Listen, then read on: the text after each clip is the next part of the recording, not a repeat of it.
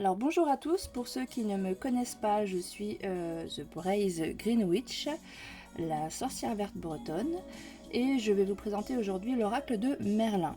Voilà, donc il se présente dans une boîte cartonnée comme celle-ci. Derrière vous avez quelques illustrations des cartes. Vous avez une explication également de Magali et Sarah Motet. Il est édité au Secret d'étoiles. Je vais donc vous lire le petit résumé qui est au dos. À travers les collines et les landes, Merlin approche. Il nous raconte l'humus forestier, les fontaines, les rêves de Viviane, il chante la lune et les bois sauvages. Magicien errant, conseiller d'Arthur, Merlin est tout cela et bien plus encore. Découvrez ce personnage mystérieux grâce aux 25 cartes de cet oracle. Empruntez en sa compagnie les chemins enchantés, où ces murmures vous délivreront les messages de magie ancienne. Voilà. Donc, on est sur une boîte cartonnée qui est quand même assez grande. J'ai des grandes mains et voilà, c'est quand même assez grand. Je vais donc l'ouvrir avec délicatesse.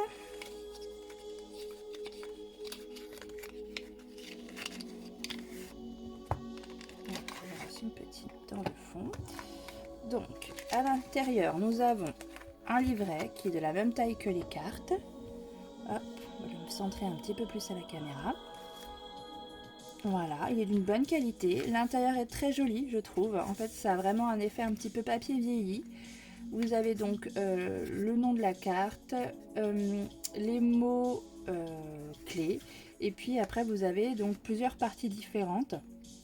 Le légendaire, donc ce qui rappelle un petit peu la légende relative à Merlin, la symbolique de la carte, la force, c'est-à-dire ce qu'il faut qu'on travaille pour le point positif en fait, l'animal qui est relié à cette carte, l'entrave, donc ce qui nous bloque, la plante, le chemin. Ensuite nous avons le souffle de Merlin. Alors le souffle de Merlin, c'est des espèces de petits poèmes assez mignonnets. Par exemple là pour le miroir, nous avons lac aux eaux sombres étant miroir de l'âme où viennent se poser les fées, la lune se reflète à l'infini en leur surface impénétrable. Ce sera peut-être là ma prison consentie. Donc c'est un petit poème en fait écrit comme si c'était Merlin qui l'avait écrit. Et ensuite il y a la signification de la carte renversée. Et en bas nous avons une petite citation, que je trouve ça assez sympa. Donc voilà, le livre est assez bien. Au tout début du livre, nous avons donc le sommaire. Donc ça, c'est pratique pour retrouver les cartes plus rapidement, puisqu'elles ne sont pas numérotées. Ça, c'est le petit défaut de cet oracle. Elles ne sont pas numérotées, mais comme nous avons un sommaire au début, nous pouvons les retrouver assez rapidement. Donc ça, c'est bien pensé. Ensuite, nous avons donc l'ouverture. Une petite explication sur les éléments, terre, air, feu et eau. Un petit témoignage. Un petit texte aussi également sur la nature et les animaux. Les petites légendes, le mythe arthurien et les chevaliers de la table ronde. Donc il est bien complet, il correspond bien à ce qu'on attend de cet oracle. Alors là, il y a une petite explication du jeu. Donc ce que je viens de vous expliquer dans le livre, là, c'est tout résumé. L'ordre des cartes, les tirages de l'oracle. Donc en fait là, ça nous donne des possibilités de tirage. Donc ça, c'est assez intéressant. Quand on débute, c'est bien d'en avoir plusieurs de différents, de savoir comment les tirer.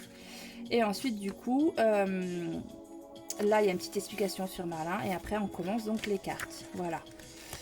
Le petit livre est très bien. Il n'est pas immense, mais il fait très bien l'affaire. Les cartes, donc, ensuite. La tranche est neutre, blanche neutre. Le dos, il est cohérent avec le livre, donc on a cet esprit un petit peu forêt enchantée. Il est très très bien travaillé. Elles sont de bonne qualité. Après, là, moi j'ai des grandes mains, donc pour les mélanger, j'arrive à les faire de façon horizontale. Quoique celui-ci, c'est un petit peu difficile quand même. Voyez, mais je conseille du coup quand même celui-ci de le mélanger de façon verticale, de cette manière-ci. Vous voyez, c'est quand même beaucoup plus facile, surtout si vous avez des petites mains, ça sera plus facile pour vous. Voilà, donc je vais vous faire un petit défilé des cartes. Je ne vais pas les expliquer, je vais juste vous les faire défiler, vous laisser les découvrir. Nous avons donc une image centrale et ensuite nous avons un mot avec un symbole un petit peu celtique en bas. Donc voilà, je vais vous laisser les découvrir.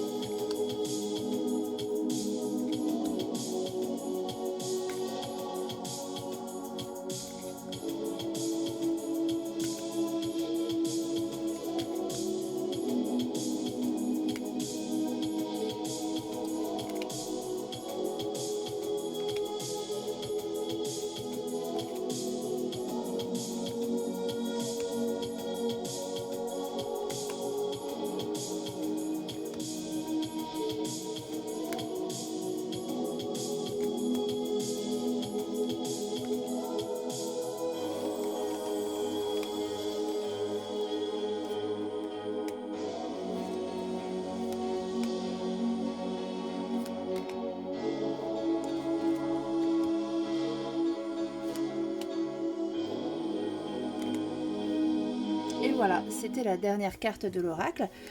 Moi, c'est un oracle qui me plaît puisqu'il me ramène à mes racines bretonnes, bien entendu.